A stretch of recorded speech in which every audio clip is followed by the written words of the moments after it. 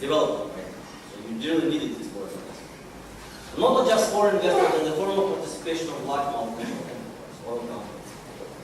You needed to have access to world markets, and we have these two pipelines, Baku Subsa, Baku and Rasis, which has 100,000 barrels per day.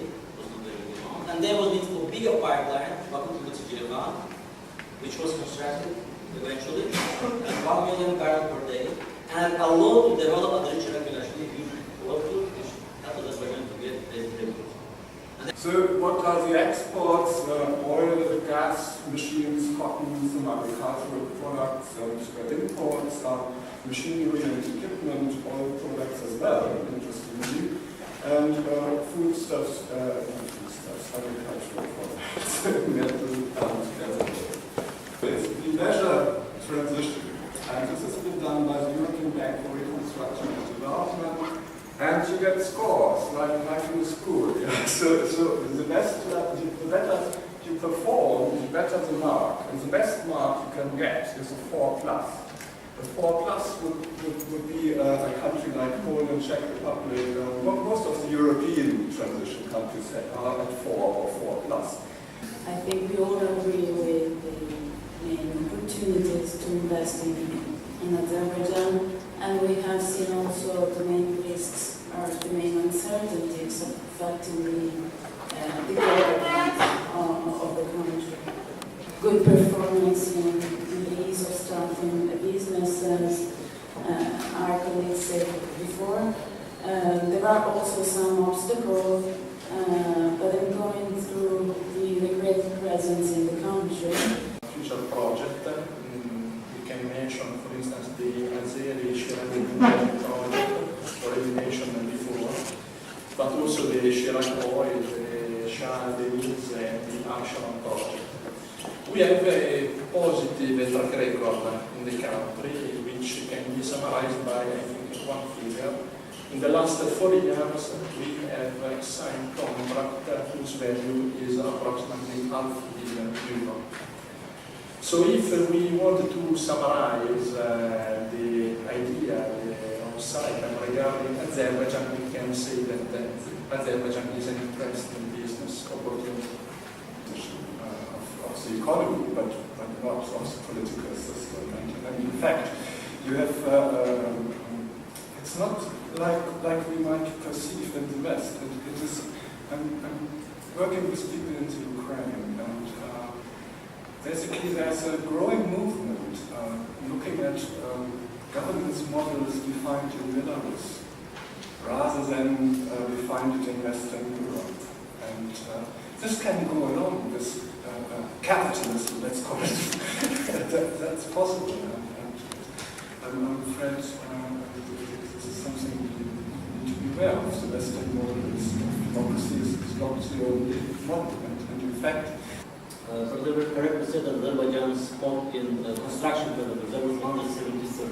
But if you compare with OECD countries, it's actually almost few months more than OECD countries, because construction period is very difficult. You cannot go just to start the construction. You have to go through various stages.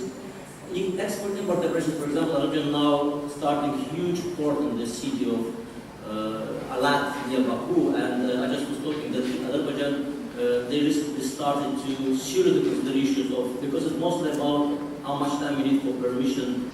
Positively from the crisis. So this is one of the reasons why we should get out positively from the crisis, because if we reinforce the image of the European model, then we have certainly a political effect on our neighborhood.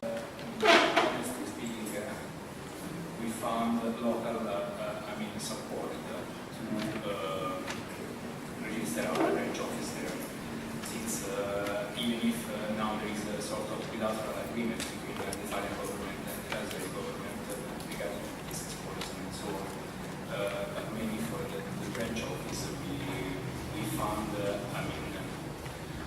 good experience to find a local partner and to sort of sponsor to finalize all the administrative procedures.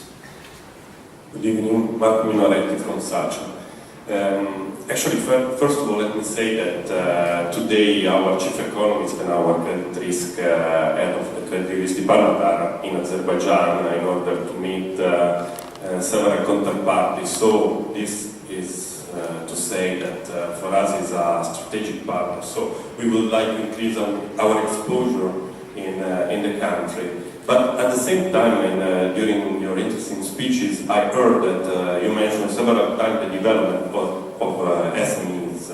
And actually, for me, this is a crucial point for the development of the economy, even because they have to face the problem that all the oil economies have, like the Dutch disease. And actually, I don't know how they can really face with this problem in only through the subsidies from the government, or there are other policies in place. And then another crucial point for the development of the economy of Azerbaijan is the banking sector, because actually there is one bank that is the biggest one and is allowed to have a transaction with foreign counterparties, and this is the International Bank of Azerbaijan. And then there is a huge distance with the other banks, local banks in the banking sector, that actually have been there 2 years ago, and most of them they didn't know about SACE, about the export credit agency system. And so this is a very huge constraint, I think, for the development of SMEs,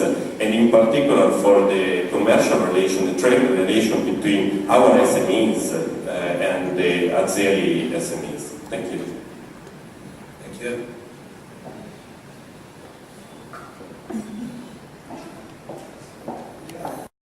Of course, access to finance is constrained for SMEs everywhere.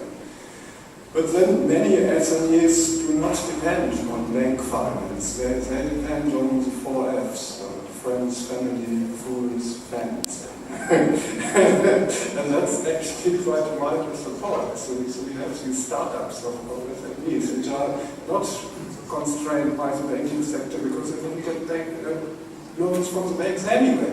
So it might actually, what I said before, it might actually emerge around the oil sector, around that, maybe some suppliers of technology also. I mean, if you look at the region of Stuttgart, it's not just Mercedes and Porsche, it's the SME sectors around these industries. And I could imagine something like that springing up really around the oil industry.